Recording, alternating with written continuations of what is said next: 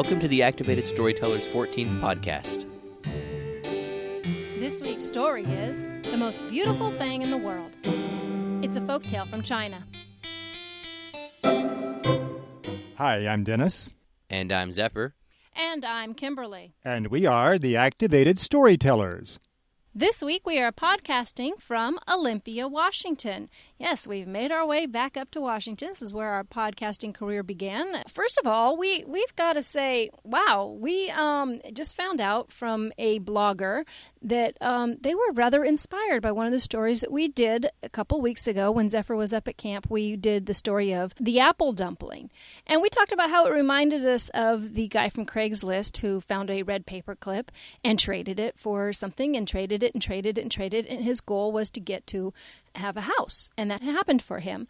And we have thus inspired, I guess this blogger didn't know about this story, and we have inspired this family to begin a quest of their own. Now, this family is another family who is on the road like we are, wants to be on the road like we are. They are trying to trade a little red Matchbox bus for a real bus that they can tour around the country in and live in. And they have just started it out. Last time I checked, they had actually made it to a bathtub. They traded the little red bus for a bathtub, and they're working their way up. And you can see how they're doing and maybe help out their cause. You'll find them at barterbus.blogspot.com. We'll put a link to that on our website. That's barterbus.blogspot.com.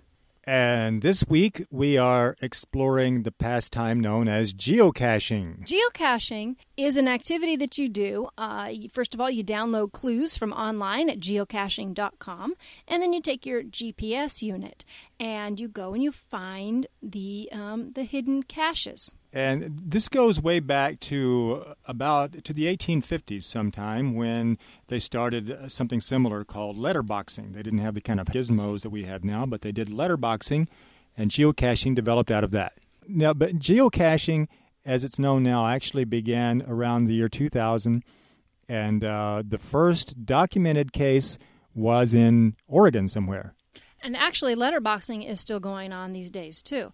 And geocaching is, like I said, it's developed out of that. It's a little extension of letterboxing. You find little hidden caches. And when I say caches, I mean things like, it might be in an Altoids box, and there might be some toys in there, or a little Tupperware box, and there'd be toys in there and things that you can swap. And sometimes you can find what they call a travel bug. And a travel bug is something that's meant to go around to a different cache somewhere else in the country. So you take it to a different cache and leave it there.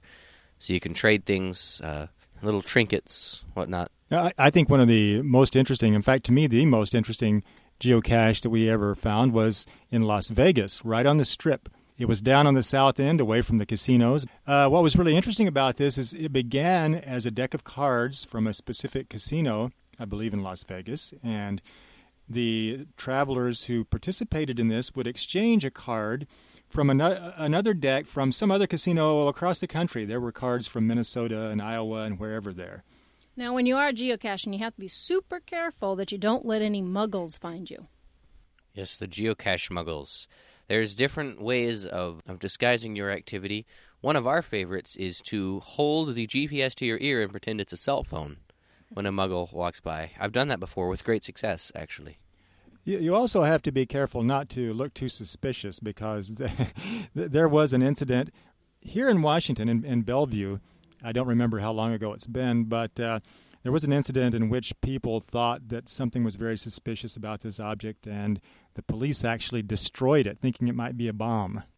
Now, if you'd like to find out what we've found lately, you can find us at our username. Go to geocaching.com, and our username is, of course, Activated. Well, gee, what gave that away? I don't know. And we decided to talk about this week because we found that in the Olympia area, there are quite a number of interesting geocaches. We actually found one of them out of 3. I guess that's not a bad batting average. I think we're a little out of practice. We haven't done it for quite some time. But we did find one, and one of them was near some fresh water.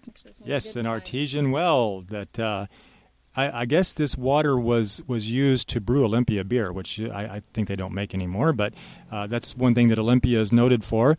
And they have apparently these artesian wells still existing in several places around the city, and this geocache was near one of them. And another one was near a building that we actually did a show at.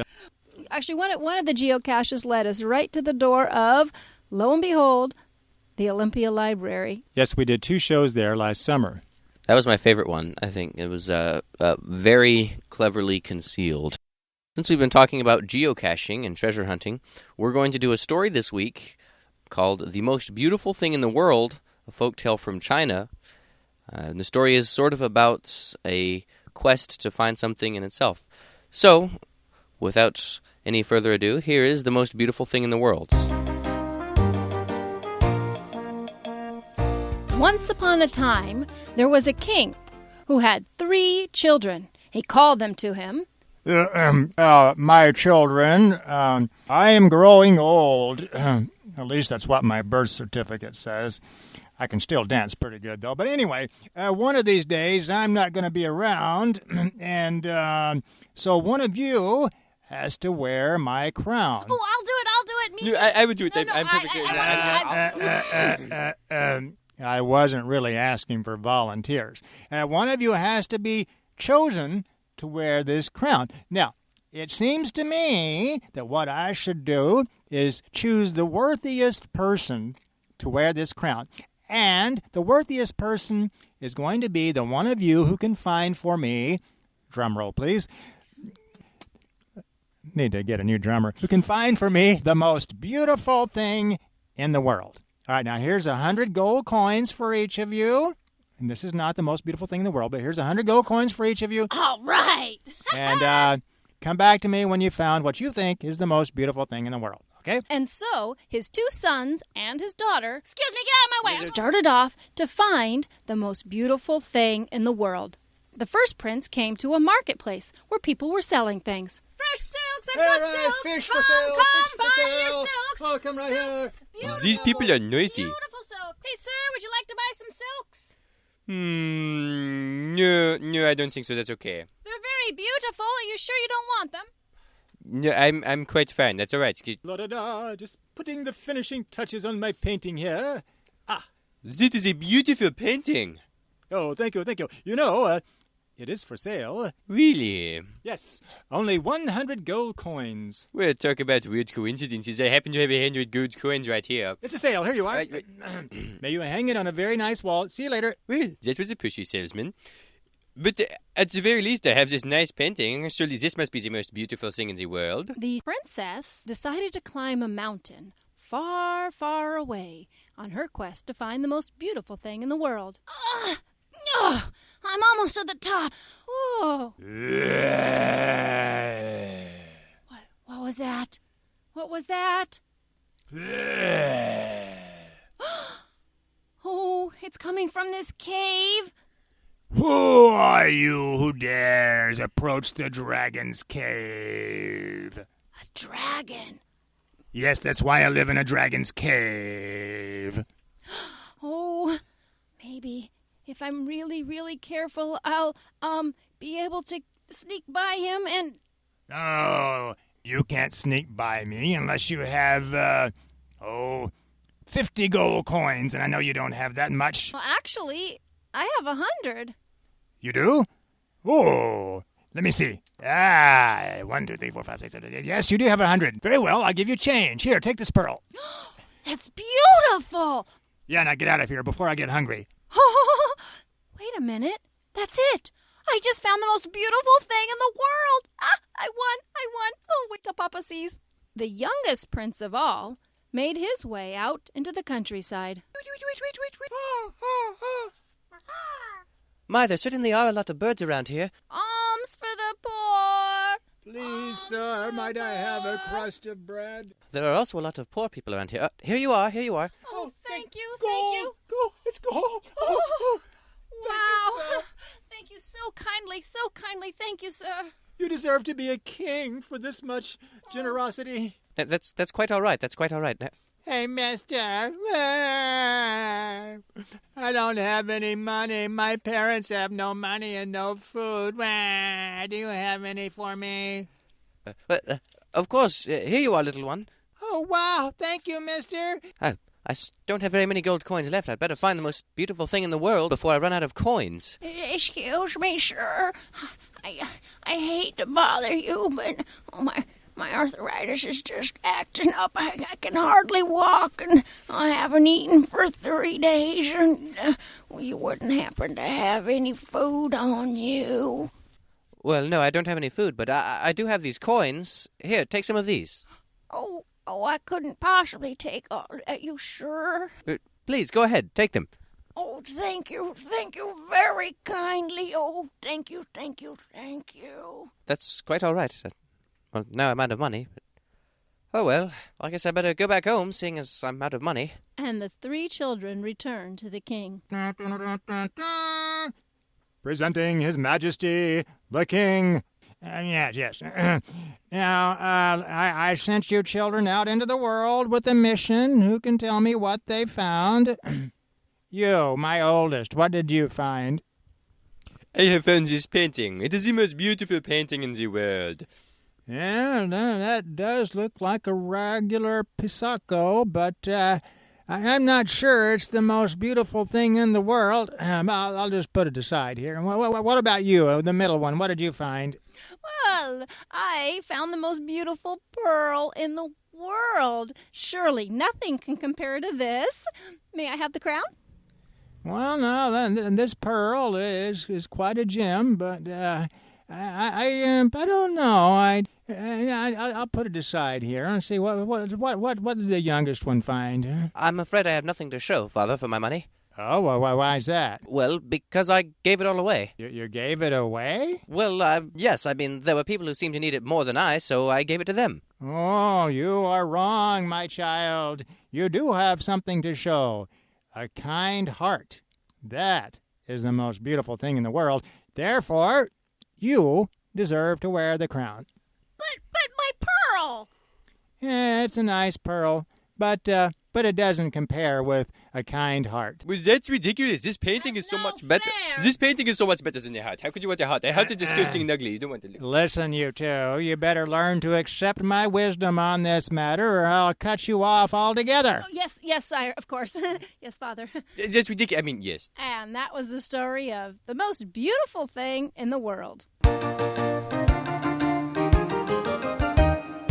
This is one of the stories that we do when we do residencies at schools, and we'll teach some of the kids to put on a play with a different folktale. They'll put on a play, and we'll work with them and make costumes and props and whatever else have you. And they usually actually make up the script themselves, too. Mm-hmm. So it's very hands-on. Now we'd like to share with you some of the comments that we've been receiving in our emails and posts to our blog at activated.libsyn, libsyn.com. And this one came from Kathy and Micah. And Kathy says, my son has autism, and I think the calmest story time we've ever experienced is when we listen to your podcasts. It's a great way for us to share in your stories that might not otherwise come to our town. And for some reason, your voices really make him stop and listen. Thank you for the great work. Someday, we just might make it to Hannibal for the 4th of July. We did a podcast about Hannibal, Missouri, right around the 4th of July. So we hope to see you there, Kathy and Micah. That would be great. And we hope, actually, that we will be coming to your hometown. We are on national tour. Right now, we are touring Washington, Oregon, and California through December, performing at schools. And we do have some availability left, so if you're have any connection with the school program or school assemblies, after-school programs, or family nights, please pass on our flyer. Let them know that we are available, Washington, Oregon, and California through December. Actually, Washington's just about over. We'll be doing them just through September, but Oregon, California, definitely through December. And we're available for Artist-in-Residency programs, too. Don't forget. Yes. And then after December, we will be heading east through the southern route. Gee, I wonder why. Yes, looking forward to being in Florida again in the winter. Yeah, we kind of don't head north during the winter. We try to avoid it, but we will be going through Arizona, New Mexico, and on out to Florida that'll take us through about February. And again, school programs, library shows, we are available. You can find our flyer, promo video, more information at our website, activated-storytellers.com. That's all for this week. See you next week. Thanks for listening. The Activated Storytellers perform at schools and libraries nationwide. On stage, we use American Sign Language, physical comedy, imaginative props, and a giant, oversized book to bring the stories to life. For booking information, check our website at www.activated-storytellers.com, where you can also find out when the Activated Storytellers will be performing near you. Read a story or order one of our audio CDs. Until next time.